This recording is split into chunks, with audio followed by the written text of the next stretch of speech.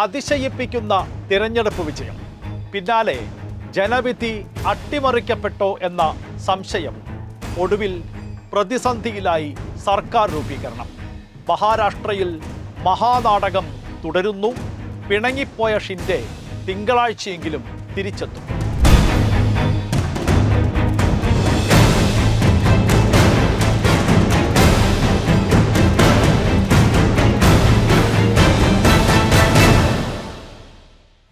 *288 നിയമസഭാ സീറ്റുകളിൽ 230 നേടി അത്ഭുത വിജയം സ്വന്തമാക്കിയ മഹായുതി സഖ്യം പക്ഷേ സർക്കാർ രൂപീകരിക്കാനാകാതെ വിയർക്കുന്നു. ദേവേന്ദ്ര ഫട്നാവിസ് തന്നെ മുഖ്യമന്ത്രിയാകും എന്നേകദേശം ഉറപ്പിച്ചിരിക്കെ അപ്രതീക്ഷിതമായി ഒരു ട്വിസ്റ്റ്. ശിവസേന നേതാവും കാവൽ മുഖ്യമന്ത്രിയുമായ ഏക്നാഥ് ഷിൻഡെ സർക്കാർ രൂപീകരണ ചർച്ചകൾ റദ്ദാക്കി പൊടുന്നനെ നാട്ടിലേക്ക് മടങ്ങി. ഫട്നാവിസ് മുഖ്യമന്ത്രിയാകട്ടെ എന്ന BJPയുടെ തീരുമാനത്തിന് ഷിൻഡെ വഴങ്ങി എന്നായിരുന്നു പുറത്തുവന്ന വാർത്തകൾ. ഷിൻഡെയുടെ പ്രതികരണവും ആ രീതിയിൽ തന്നെയായിരുന്നു. എന്നാൽ പെട്ടെന്നാണ് എല്ലാം തകിടം മറിഞ്ഞത്.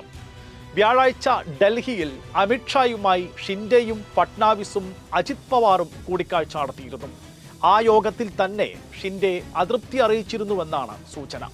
മാത്രമല്ല, മുഖ്യമന്ത്രി പദത്തിന് വേണ്ടിയുള്ള അവകാശവാദം പൂർണ്ണമായും തങ്ങൾ ഉപേക്ഷിച്ചിട്ടില്ല എന്നാണ് ഷിൻഡെ പക്ഷത്തെ ഒരു മുതിർന്ന നേതാവിൻ്റെ പ്രതികരണവും. ഇതോടെ കാര്യങ്ങൾ ഇപ്പോൾ കൈവിട്ടുപോയ നിലയിലാണ്. മുഖ്യമന്ത്രി പദവിക്കായി സമ്മർദ്ദം ശക്തമാക്കാനാണ് നിലവിൽ തീരുമാനം. ഇല്ലെങ്കിൽ ഉപമുഖ്യമന്ത്രി സ്ഥാനത്തിനൊപ്പം സ്പീക്കർ പദവിയും ആഭ്യന്തരം, നഗരവികസനം എന്നീ പ്രധാന വകുപ്പുകളും ലഭിക്കണം. MP കൂടിയായ മകൻ ശ്രീകാന്ത് ഷിൻഡെയെ ഉപമുഖ്യമന്ത്രിയാക്കുക എന്ന ആവശ്യം കൂടി ഷിൻഡെ മുന്നോട്ട് വയ്ക്കുന്നു. എന്നാൽ ഈ ആവശ്യങ്ങളൊക്കെ ആദ്യ യോഗത്തിൽ BJP തള്ളി. ഫട്നാവിസ് തന്നെ മുഖ്യമന്ത്രി, ആഭ്യന്തരവും മുഖ്യമന്ത്രിക്ക്, ഷിൻഡെയും അജിത് പവാറും ഉപമുഖ്യമന്ത്രിമാർ. ഇതാണ് BJPയുടെ ഓഫർ.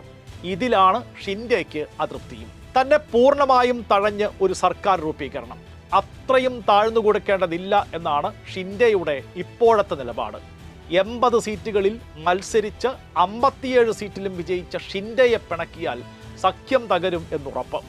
മറുപക്ഷത്ത് ഉദ്ധവ് പക്ഷത്തിന് ജയിക്കാനായത് 20 സീറ്റുകളിൽ മാത്രം. കഴിച്ചിട്ടിറക്കാനും വയ്യ, മധുരിച്ചിട്ട് തുപ്പാനും വയ്യ എന്ന അവസ്ഥയിലാണ് മഹാരാഷ്ട്രയിൽ BJP. പിണങ്ങിപ്പോയ ഷിൻഡെ തിരിച്ചെത്തുമോ?